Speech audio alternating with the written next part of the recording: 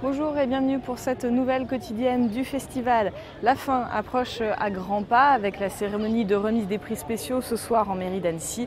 Et puis demain au Haras, ça sera la cérémonie de clôture. Mais d'ici là, il y a encore beaucoup à voir. Les projections, notamment en plein air, se poursuivent.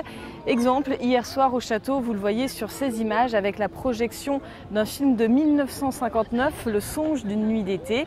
Toute la semaine, vous avez pu découvrir dans la cour du château une programmation plus pointue. Et puis toute la semaine, ils étaient mobilisés pour le succès de ce festival et sa bonne organisation.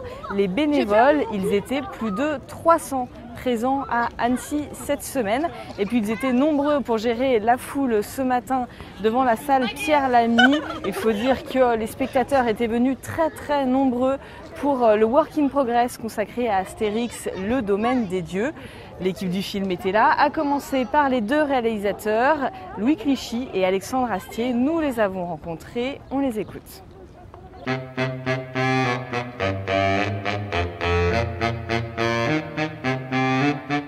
Ça pourrait être intimidant, il ne faut pas que ça le soit, parce que sinon on ne travaille plus. Mais la question se pose, oui. C'est-à-dire la question se pose forcément, quand on veut faire son boulot honnêtement, de savoir déjà si Astérix a besoin de nous, encore, s'il a besoin de quelque chose, de quoi que ce soit. Il vit tellement bien et il se suffit tellement à lui-même.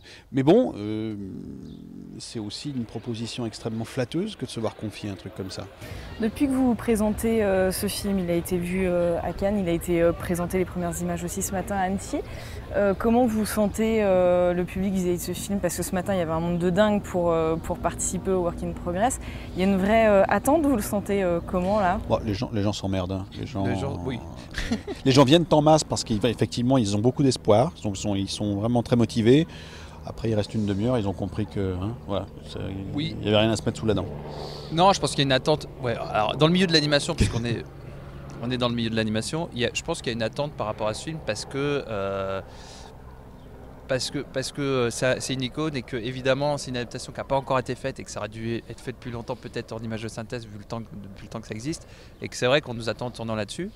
Après il y a tout le côté aussi Alexandre Astier qui a vraiment une patte particulière. On se dit comment oui, non, c'est indéniable. Oui, non, mais c'est vrai que c'est voilà. bien de le préciser. Mais non, mais c'est bien. Non, en tout cas, un truc important, je pense que les gens sont surpris par un truc.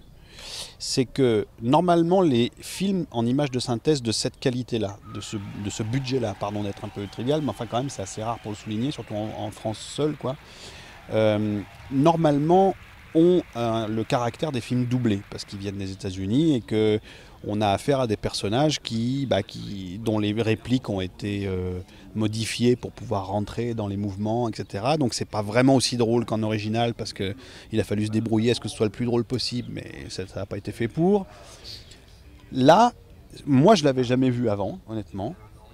Et c'est ce qui m'émeut toujours à chaque fois qu'on fait une présentation et que je vois le truc, je suis assez surpris de ça. C'est des personnages en images de synthèse, avec cette image classe que j'aime bien, des dessins animés que je vais voir avec mes enfants, tout ça. Mais ils sont français. L'expression est faite pour ce qu'ils disent, la bouche est faite pour ce qu'ils disent, et leur attitude globale et l'ambiance du film, quand ils s'engueulent, c'est une engueulade à la française. Et en fait, on voit jamais ça. Ça devient quelque chose de naturel et c'était tout l'objet de le faire en français. On invite des façons de bouger qui sont, avec la langue anglaise, qui sont pas du tout les mêmes que notre façon de jouer en français. Et oui, je pense que c'est quelque chose qui était vraiment primordial pour moi et je pense que j'aurais vraiment eu du mal à faire ce film s'il avait fallu le faire en anglais. Ouais. Comme chaque jour, on se quitte avec les coulisses du festival, les couleurs du festival qui étaient affichées toute la semaine dans les rues d'Annecy avec le travail de Franck Dion. Le réalisateur est aussi illustrateur à 16h et l'organisation a fait appel à lui pour réaliser l'affiche. Nous l'avons rencontré.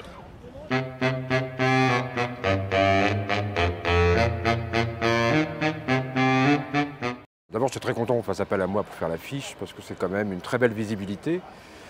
Et puis j'avais envie initialement de le faire en illustration traditionnelle. Et puis très vite, quand j'ai appris que la thématique du festival allait être axée sur le stop motion, donc la poupée animée, je me suis dit tiens, je vais la réaliser en volume. Il n'y a pas le droit à l'erreur, non. si on se plante, ben voilà, c'est placardé sur tous les murs et c'est quand même la visibilité du festival. Et puis c'est quand même le festival d'Annecy, donc il y a un côté un peu impressionnant, on va dire. J'ai aussi essayé de faire un clin d'œil à l'environnement, c'est quand même une très belle ville. Et les environs sont magnifiques, avec ces montagnes comme ça qui descendent directement dans le lac, d'où l'idée de ce capricorne qui est un animal fabuleux, qui emprunte à la mythologie, mais avec cette queue de poisson, avec ce corps de chèvre. Voilà, je trouve que c'était rigolo de faire un clin d'œil à cet animal légendaire pour y amener aussi un petit peu de folie. C'est très festif, le festival d'Annecy.